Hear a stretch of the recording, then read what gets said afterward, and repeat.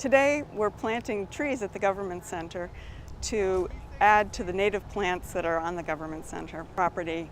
This is an ongoing effort. It's part of our natural landscaping policy that the county's adopted. Board of Supervisors adopted this in 2007, so over the course of the years we're slowly adding more and more native plants. We're adding trees here at the back of the Government Center, close to our meadows, where we planted a pollinator meadow last year.